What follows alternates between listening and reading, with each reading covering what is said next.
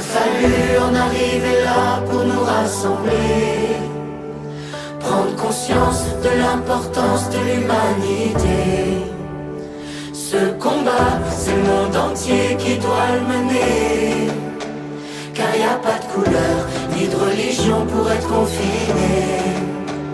Il a fallu en arriver là pour les remercier, ces héros du quotidien qui sans compter sacrifient leur vie au nom de notre santé. Ces mêmes qui criaient dans la rue, venez nous aider. Et demain, on fera quoi? On recommencera, l'homme est comme ça. Mais demain, ce sera nous, les maîtres du jeu. Un point c'est tout. S'aimer encore, danser encore, sourire encore, s'embrasser plus fort, pleurer encore, souffrir encore, et tenir encore, et chanter plus fort. La la la la, la la la la, la la la la, la la la la la la. Ça fait du bien. La la la la, la la la la, la la la la la la. Il a fallu en arriver là pour qu'on se parle, qu'on recommence à s'amuser avec que dalle, pour qu'on s'appelle, qu'on se dise je t'aime, est-ce que t'as mal avec...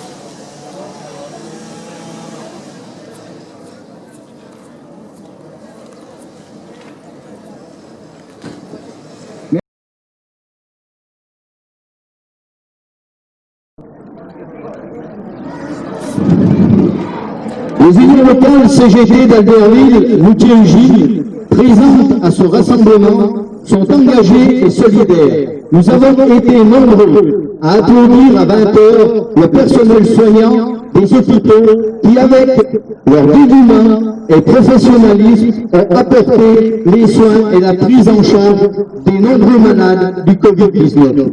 Présent malgré le manque de matériel, le sous-effectif, la non-reconnaissance salariale et les risques engagés par une maladie contagieuse dont on ne connaît pas vraiment le mode de propagation.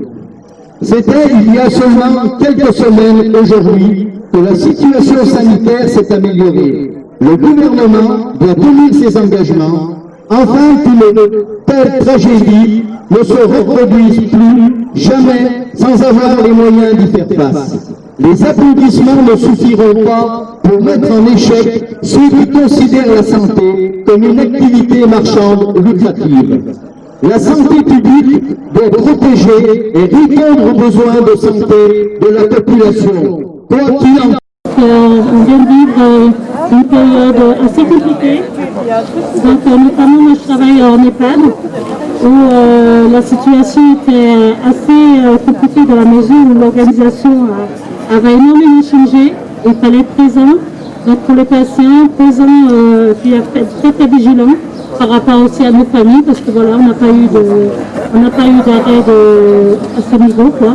Et je dois dire que cette situation nous a permis de réfléchir pour plus tard, et j'aimerais que l'organisation, enfin, nos dirigeants aussi, voient aussi pour pouvoir mieux repenser pour les EHPAD, au niveau du personnel et de l'encadrement. C'est surtout ça, parce que c'est surtout là qu'il est à revoir. Et aussi par rapport au métier d'aide-soignante, qu'il soit un peu plus revalorisé pour qu'il y ait de plus en plus d'aides-soignantes qui viennent faire ce beau métier. Donc voilà, c'est tout ce que je peux déjà apporter. Une dizaine d'années, le personnel hospitalier pousse un cri d'alarme sur la situation de plus en plus catastrophique que connaît l'hôpital public. Seule réponse, envoi des forces de l'ordre pour réprimer leur colère. Sarkozy, Hollande, Macron ont sur les 15 dernières années fermé 95 hôpitaux et supprimé 69 000 lits. Et n'oublions pas la T2A, toute grâce aux hôpitaux. Du soin, on est passé au gain. Et oui, depuis, il faut produire du séjour, alors qu'on avait tous choisi ce métier pour prodiguer des soins. À quand le comptable assis à l'entrée de l'hôpital pour savoir si le patient est camarades, je sais que pour beaucoup, ça a encore un sens. L'amitié, la solidarité, l'entraide, le respect, l'humanité, toutes les qualités dont on a tous tant besoin pour vivre. Donc la bourse ou la vie, les arguments n'ont pas manqué pour justifier des choix de société. La réforme hospitalière, par ordonnance de M. Guémard, avec des arguments très sûrs, prenant pas assez performants. Les petits hôpitaux, quand même classés hôpital olympique en 92, pas rentable.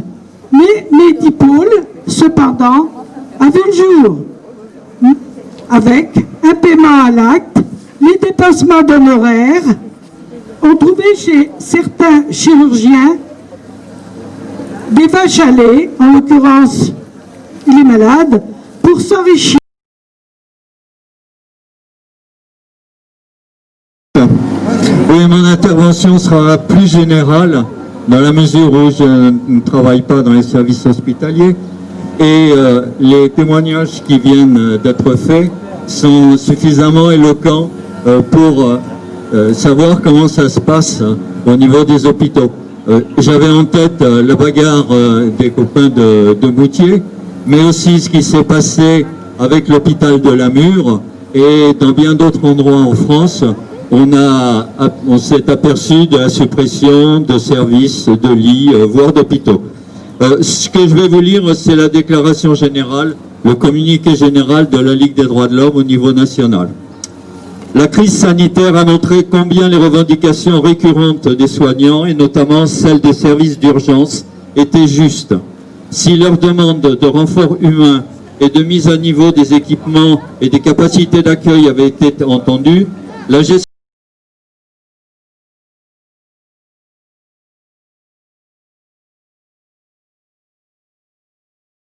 je ne vais pas répéter les paroles de ceux qui m'ont précédé, évidemment qu'on partage tout ce qui a été dit.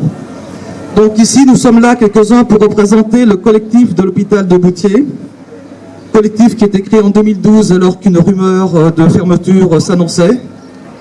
Malheureusement, cette rumeur s'est confirmée par la fermeture totale en 2015, notamment des urgences et de certains services. On représente également la coordination nationale de la défense des hôpitaux et maternités de proximité, à laquelle coordination nous adhérons, et nous avons 2 réunions par an au niveau national. Je voudrais signaler qu'on a demandé au bout de 5 ans, par exemple sur Moutier, d'être représentant des usagers, à savoir que le seul représentant des usagers qu'il existe pour tout le canton de Moutier réside à Bourg-Saint-Maurice, à 15 mètres de l'entrée de l'hôpital de Bourg-Saint-Maurice quand même. Donc à Moutier, nous n'avons personne pour représenter les... Ma fédération de KTO CGT a lancé un préavis et aussi dans le mouvement de la santé. Donc pour cela, j'ai des informations. J'ai l'EHPAD Blanche qui s'est mis en grève, qui se met en grève à partir de 14 h et appelle un rassemblement. J'ai aussi des services de soins infirmiers à domicile qui sont en grève depuis ce matin. L'ensemble des territoriaux se joint au mouvement de la santé, il n'y a aucun problème. Et je rappelle aussi qu'il n'y a pas que les agents publics, il y a aussi des salariés, des industries, des commerces aussi qu'on peut remercier, qui sont aussi dans le mouvement. Voilà les quelques informations que j'avais à dire. Et moi, je souhaiterais aussi que tout le monde puisse applaudir comme ils ont fait dans les balcons, parce que là, il y avait beaucoup de monde au balcon, il y a un peu moins de monde dans la rue. Ça serait bien qu'on puisse applaudir l'ensemble des personnels qui se sont mobilisés, aussi bien les agents publics que les salariés des commerces, tous ensemble.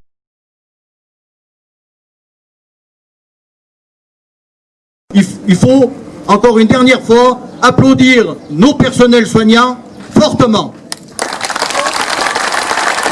On dit de la